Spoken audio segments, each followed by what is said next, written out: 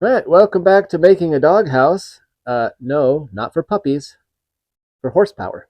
But this should be the last doghouse video for the most part. I'm going to get these braces, all welded together in one piece. Then I got to figure out the doghouse sitting on here and try to get the sheet metal for this side built. Yeah, so hopefully I can get it done today. Let's see what I can't do. I'll roll that time lapse. Enjoy.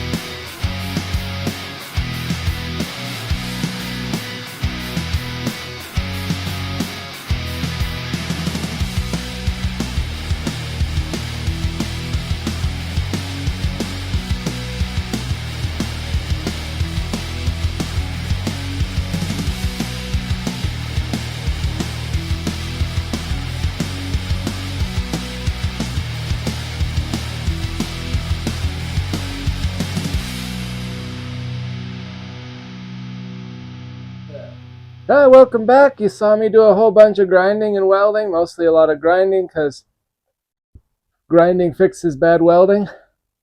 But here's the doghouse. I got it all done.